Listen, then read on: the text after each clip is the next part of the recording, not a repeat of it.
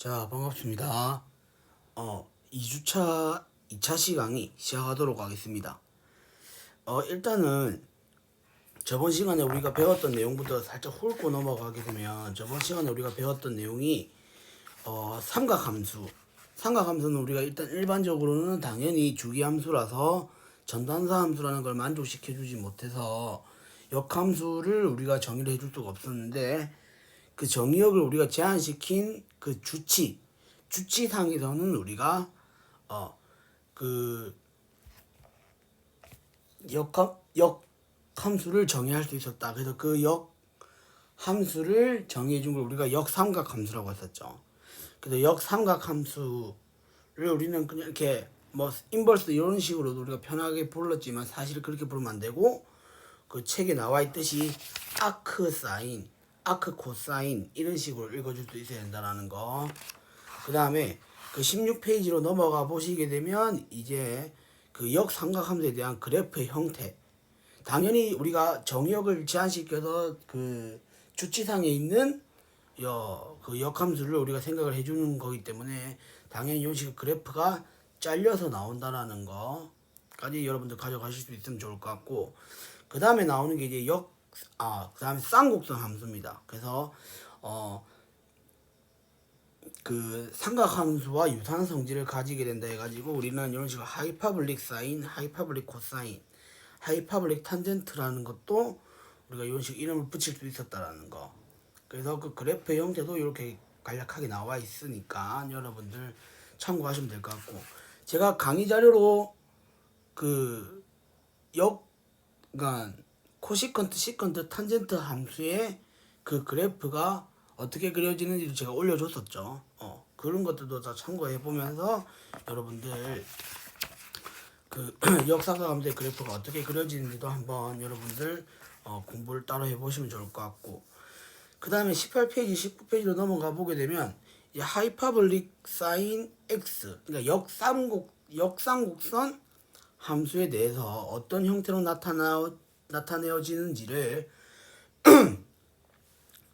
이렇게 소개가 되어 있었죠.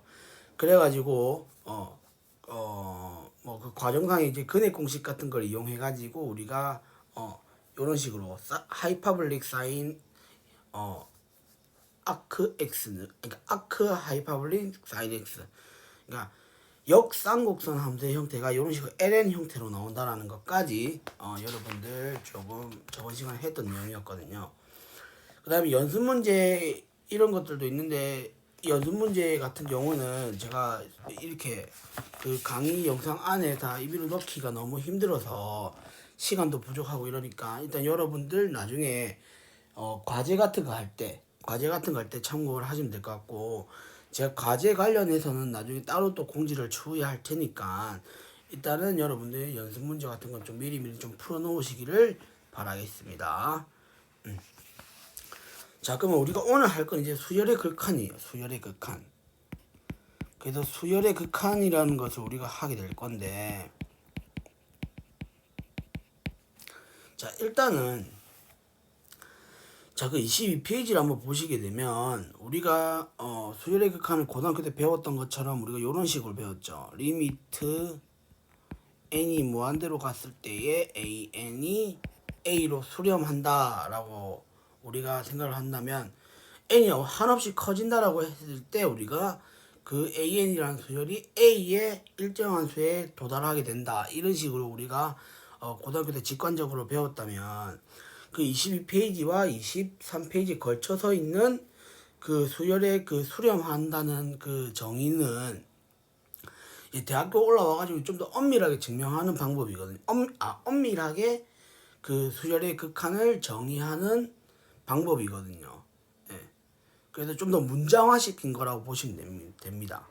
그러니까 고등학교 때 우리가 수열의 극한을 배울 때 그래프를 동원해가지고 우리가 좀 더 직관적으로 수열의 극한을 이해했다면, 이제 그런 그래프가 아니라 문장화 시켜가지고 좀 더 엄밀하게 그 수열의 극한을 정의하는 이런 형태라고 보시면 될 것 같고, 그래서 이거는 이제 여기 보시게 되면 22페이지에 뭐 입실론이라는 말도 있죠.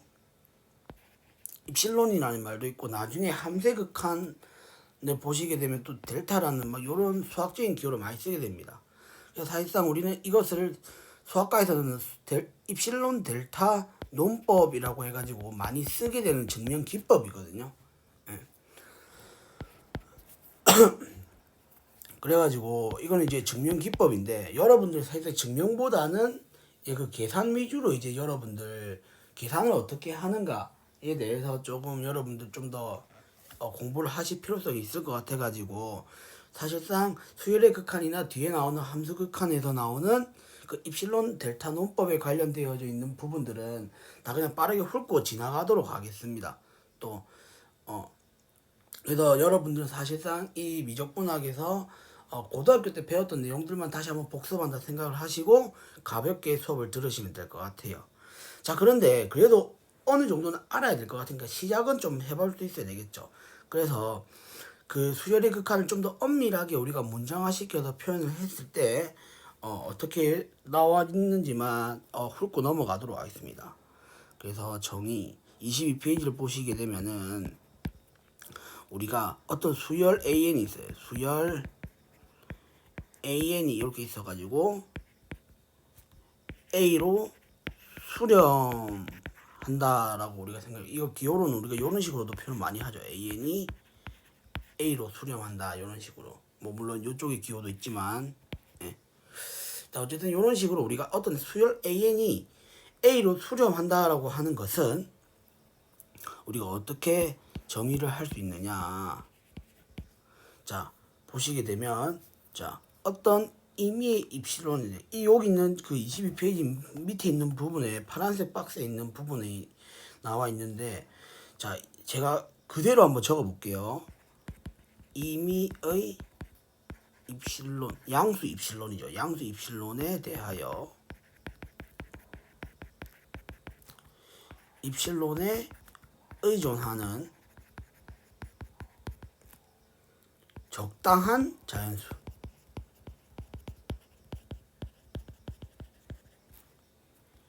N0 입실론. 입실론에 의존하니까 이런 식으로 표현한 거예요. 그러니까 입실론이 바뀌게 되면 N0라는 값도 바뀐다. 이런 식으로 생각해 주시면 되고 가 존재하여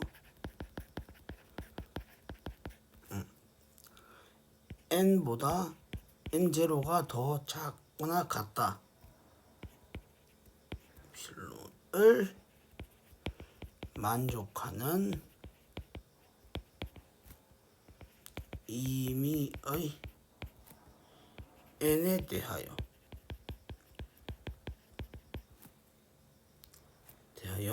자, 요게 가장 중요합니다. 사실 AN과 AN의 절대값이 입실론보다 작다. 이런 식으로 생각해주면 된다는 거죠. 요게 이제 정의입니다. 굉장히 어렵죠. 이해하기도 직관적으로 힘들고 문장화시킨 부분이라 가지고 여러분들 조금 이해하기 힘드실 것 같은데 일단 하나씩 볼게요.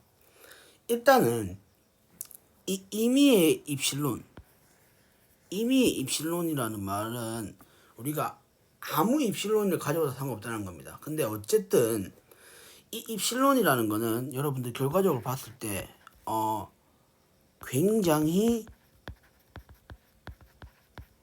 작은 숫자라고 보시면 돼요. 작은 실수다, 양의 실수다라고 생각하시면 돼요. 네. 그 다음에 우리가 봐야 될 거는 바로 이 부분입니다. 이 부분은 뭐냐면 AN과 어떤 수렴을 해야 되는 그 목표치가 되는 값이 있을 거 아니에요. A라는 값인데 이것과 이것의 격차를 말하는 겁니다. 격차. 차이를 말하는 거죠. 차이. 그 차이가 입실론보다 작아지게 되면 어떻게 된다? 수렴한다라고 얘기를 한다라는 거죠. 예. 그 다음에 우리가 또 봐야 될 부분이 뭐냐면 N0 그러니까 입실론에 의존하는 적당한 자연수 N0 요게 이제 우리가 좀 볼 필요성이 있는데 그러니까 요 부분 좀 여러분들 보셔야 되거든요. 요 부분을 우리가 한번 보시게 되면 그러니까 이게 일단은 뭐냐면 격차가 입실론보다 작아져야 되거든요. 근데 그 입실론이 엄청 작은 숫자거든요. 근데 그 엄청 작은 숫자보다 더 작아져야 된다는 거죠. 그 격차가. 예. 그러니까 엄청 작은 숫자보다도 더 격차가 작아져야 되니까 이건 이제 같아질 수밖에 없다. 이런 식으로 우리가 이해를 하시면 되는 부분인 건데, 자 여기서 뭐냐면 이 n이 n0보다 크거나 같다라는 걸 우리가 만족시켜 주는 거를 우리가 어떻게 해석하면 되냐면 그러니까 n이 이제 점차 커질 거잖아요, 그죠? n이 점차 커지는데 만약에 어떤 그 n이 점점 커지는데 어떤 그 시점에서는 어떤 이건 그 시점이라고 보시면 돼요. 그러니까 n0보다 커지게 되는 r의 그러니까 커지게 되는 그 시점을 보시면 돼요. 시점이라고 보시면 되거든요. 커지게 되는 순간이라고 표현하는 게 더 맞겠네. 그래서 n0보다 더 커지게 된다라고 했을 때 그 격차가 아주 작은 숫자보다 더 작아져야 된다. 이렇게 우리가 이해를 하시면 되거든요. 그렇게 되면 뭐가 된다? 수렴한다라는 거죠. 근데 그렇게 수렴을 하게 되려면 n이 점차 커질 거 아니에요, 그죠? 수열이니까 아래 첨자가 계속 커지게 될 건데 1, 2, 3, 4 이렇게 계속 커지게 될 건데 그런 숫자가 어느 순간부터는 어떻게 된다? n0보다 커지게 되는 순간부터는 그 격차가 입실은 아주 작은 숫자보다 더 작아지게 되니까 같아질 수밖에 없다. 이런 식으로 생각해 주면 되는데 이런 n0라는 숫자가 존재하게 되면 수렴을 하게 된다는 거죠. 만약에 이런 n0를 찾아줄 수가 없다면 수렴하는 케이스다라고 얘기를 해줄 수가 없다라는 겁니다. 아시겠죠? 일단 요렇게까지만 일단 설명을 하고 넘어갈 수 있도록 할게요. 예. 그래서 앞에도 제가 얘기했듯이 그 입실론 델타 논법 같은 경우는 수학과에서 많이 쓰는 증명 기법이기 때문에 여러분들 이제 계산 위주로 조금 공부를 하시는 게 좀 더 좋을 것 같아 가지고요. 그래서 입실론 델타 논법 관련되어져 있는 그 예제들이나 이런 것들 정리나 이런 것들은 조금 빠르게 훑고 넘어가겠습니다. 그래서 예제 1.3.1도 여러분들 그냥 쭉 보시면 될 것 같고 정리 1.3.1에서 얘기하고자 하는 바가 뭔지는 아셔야 되겠죠. 자, 정리 1.3.1에서 얘기하고자 하는 거는 극한은 유일하다라는 겁니다. 유일. 그래서 극한의 유일성을 지금 말해주고 있는 부분인 거고요. 그 다음에 24페이지로 넘어가 보시게 되면 이제 뭐 위로 6개, 상계, 하한, 최소 상계 뭐 이런 말이 나와 있죠. 뭐 집합을 이용해 가지고 또 어렵게 지금 표시를 해놨는데 간단하게 이렇게 생각하시면 됩니다. 일단 6개라는 것은 말 그대로 한계가 있다는 거죠. 한계. 그러니까 수열 AN이 있을 때 이 N이 이제 점차 1, 2, 3, 4 커짐에 따라서 그 AN의 값이 이제 점점 계속 커질 수도 있고 작아질 수도 있는 거잖아요. 그죠? 어쨌든 그런 수열 AN이라는 것에 그 한계가 있고 그런 부분들을 우리가 따져줬을 때를 우리가 유계라는 표현을 많이 쓰거든요. 예. 그래서 만약에 점차 커지고 있는 수열에 대해서 만약에 위로 어떤 이 수열이 이거보다는 절대 더 커질 수가 없다라고 해주게 되면 얘는 이제 뭔데 그 위로 점차 증가하고 있는 수열인데 위로 한계가 있다라고 한다면 우리는 이거를 위로 유계다라고 한다라는 거죠. 그러니까 어떤 AN이라는 수열이 있어가지고 그 AN이 어떤 숫자보다 더 커질 수는 없을 때 그때 그 어떤 숫자를 우리는 위로 유계다라고 생각을 해주시면 된다는 거죠. 그러니까 그 AN이 이제 위로 유계가 되고 그 어떤 숫자, 그러니까 이렇게 되는 거죠. AN이 이런 식으로 1, 2, 3, 4, 5 이렇게 해서 여기는 n이고 요 AN의 값을 우리가 이렇게 했을 때 이렇게 착착착착 AN의 값을 여기 계속 찾아 나가 쭉쭉쭉쭉쭉 이런 식으로 쭉 찾아 나가는데 이런 수열이 이렇게 있다가 어느 그 한계점이 이렇게 보일 거 아니에요, 그죠? 이렇게 한계점이 보일 때 이거를 만약에 M이라고 한다면 우리는 이 수열 AN 하나하나를 M보다 무조건 작은 값을 가지게 될 수밖에 없다는 거죠. 그냥 한마디로 수열 AN은 M보다는 작은 값을 가지게 된다라는 거죠.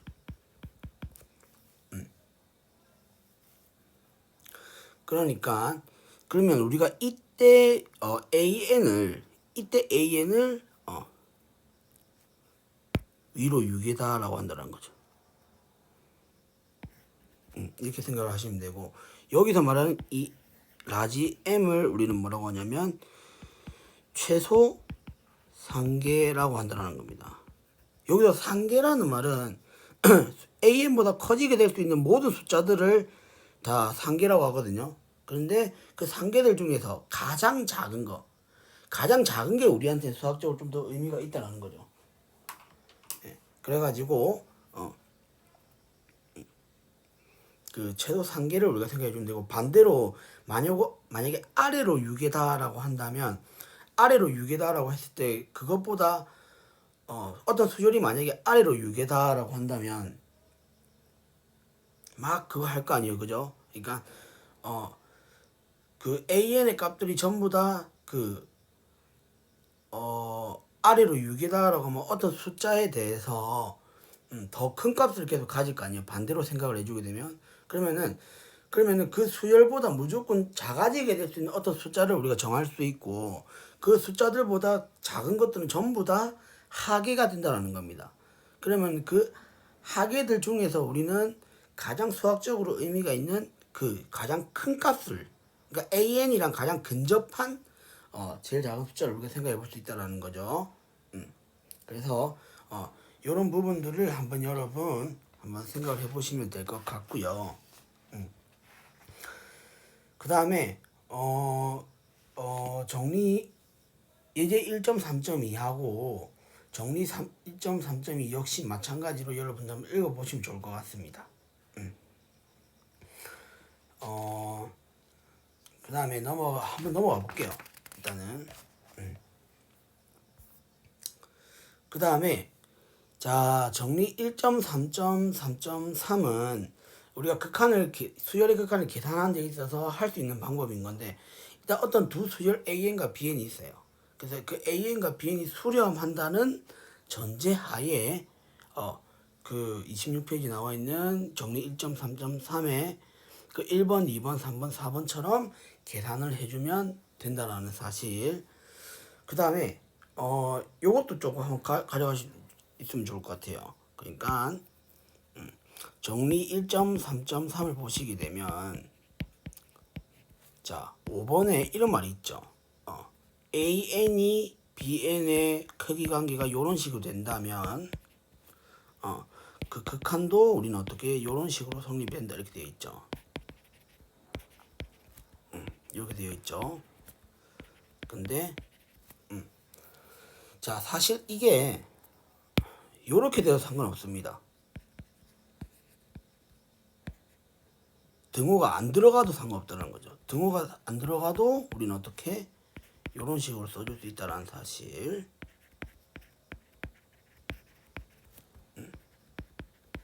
그래서 나중에 아마 배우게 되는 그 조임 정리에 의해서 여러분들 조임 정리 같은 거 공부할 때도 이제 이런 식으로 우리가 한번 생각을 해줄 수 있다라는 거. 그래서 뭐 예제 1.3.3 같은 경우도 우리가 이렇게 생각해 볼 수 있겠죠. 뭐 예제 1.3.3 같은 경우 뭐 리밋 1번 같은 경우 죄송해요. 자 1번에 뭐 리미트 n이 뭐 들어갔을 때에 3의 n승분의 1 같은 경우 이것도 우리가 뭐 여러 가지로 우리가 생각해 볼 수 있지만은 뭐 저는 당장 생각나는 게 이거죠. 리미트 n분의 1 우리가 요렇게 많이 배웠을 겁니다. 3분의 1의 n승 요렇게 나타내지게 되고 이게 3분의 1을 계속 곱해서 나가지는 형태인데 분자는 계속 뭐 1로 고정이 되는 이런 숫자가 되겠지만 그 다음에 3의 n승 같은 경우는 이제 n이 계속 커짐에 따라서 계속 증가하는 이런 형태이기 때문에 이게 무한대분의 1 이런 형태가 돼가지고 우리가 직관적으로 뭐가 된다? 0이 된다라고 우리가 생각해 줄 수 있었잖아요. 그죠? 예. 뭐 이렇게 그냥 간단하게 넘어가시면 될 것 같습니다. 고등학교 때 배웠던 거 그대로 우리가 생각해 주시면 되고 자 리미트 n이 무한대로 갔을 때에 자 4n 플러스 1분의 3n 마이너스 1 자 이런 것도 우리가 수열의 극한을 계산해 줄때 자 일단 리미트 n분의 1이 우리가 직관적으로 0에 수렴한다라는 거를 익히 잘 알고 있으니까 결국 이거를 우리가 n분의 1로 만들어 주기 위해서 그 an에 있는 그 식을 n으로 나눈다라는 거죠. 그러니까 자 여기 분자 분모가 이렇게 있는데 여기를 전부 다 n으로 나누게 되면 n분의 1분의 3 마이너스 n분의 1 이런 식으로 우리가 표현할 수 있죠. 그렇게 되면 우리가 어떻게 할 수 있어요? 얘가 0으로 수렴하고 얘도 0으로 수렴을 하게 되니까 우리는 뭐다? 4분의 3이라고 우리가 생각해 줄 수 있잖아요. 그죠? 그래서 이런 거 같은 경우는 우리가 어떻게 요런 식 같은 경우는 분수식인데 자 여기서 분자와 분모의 차수를 비교하잖아요. 그죠? 그래서 차수가 같을 경우 분자 분모 차수가 같을 경우 어떻게 한다? 최고차항의 개수를 읽어주면 된다고 우리가 고등학교 때 많이 배웠을 거잖아요. 그죠?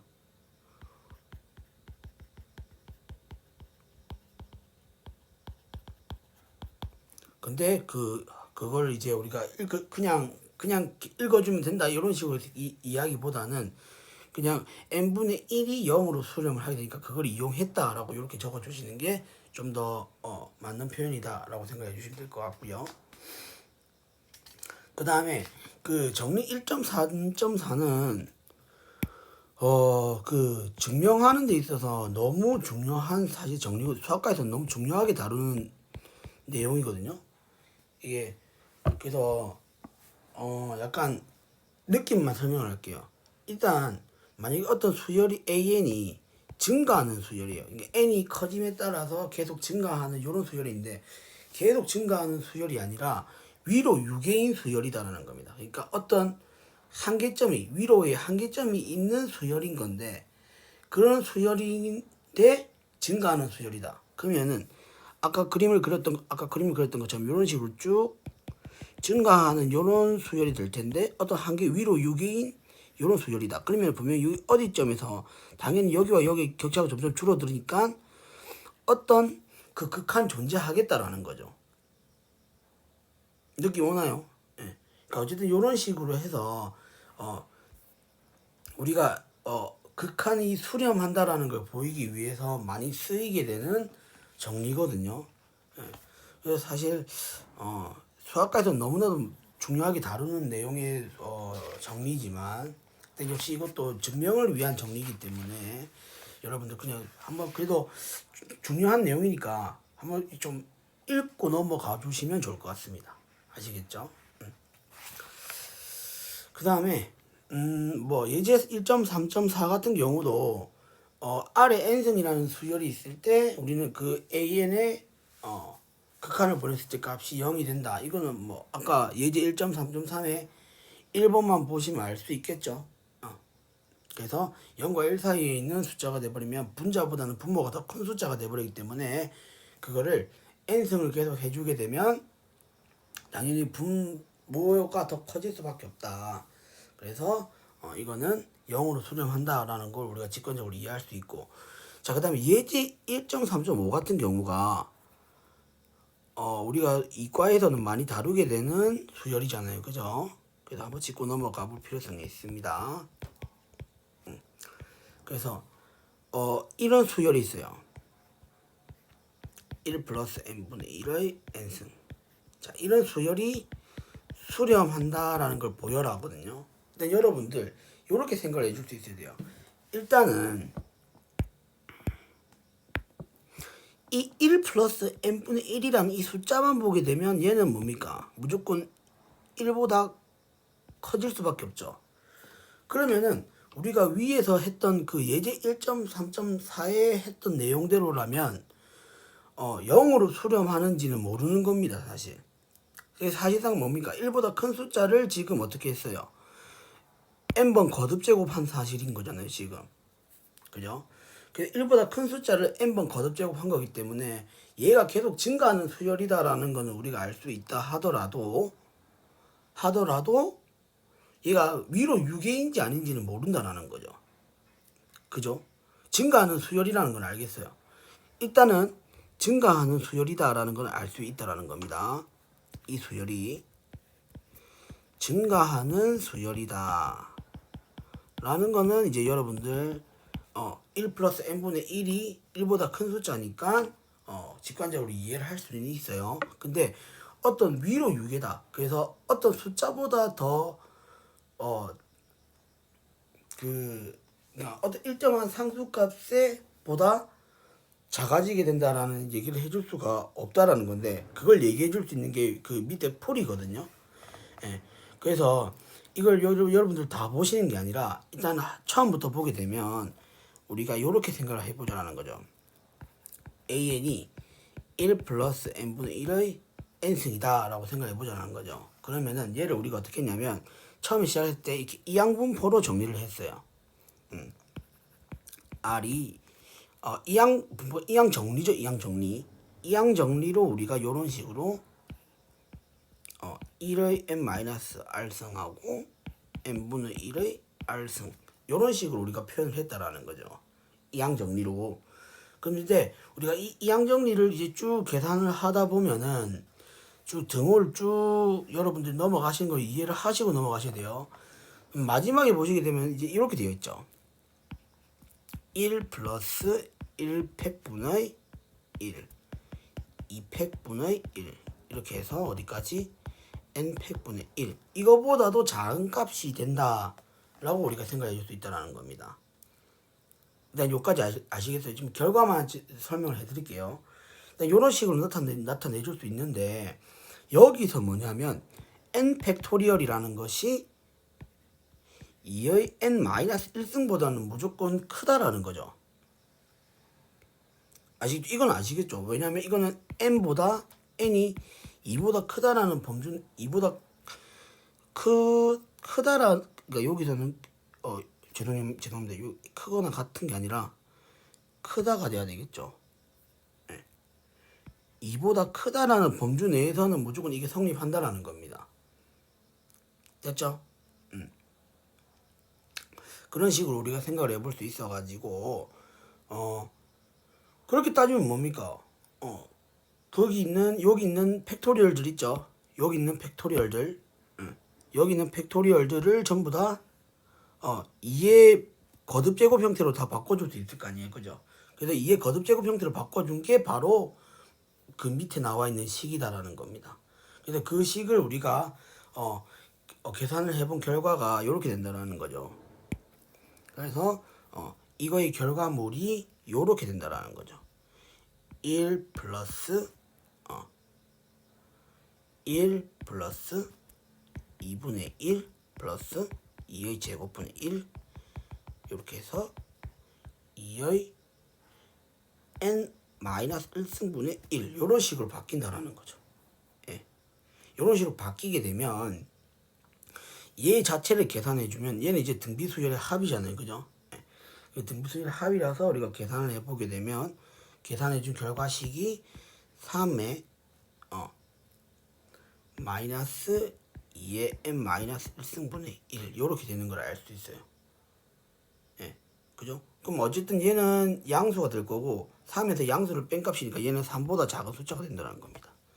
그래서 그 앞에서 했죠. 최소 단계. 그러니까 요 값이 될 수 있는 요 부분, 최소 단계가 될 수 있는 요 부분이 뭐가 되는 거예요? 그러니까 요 부분이 바로 뭐가 된다? 최소 상계가 된다 라고 보시면 되겠죠. 이런 식으로 해서 우리가 이 수열 1 플러스 n분의 1의 n승도 증가하는 수열 뿐만 아니라 위로 6개인 수열이다 라고 생각해 주시면 되죠. 근데 증가하고 위로 6개인 수열이니까 27페이지에 보시게 되면 그 정리 1.3.4 제가 앞에서 내용적으로 중요하다고 했던 정리 있죠.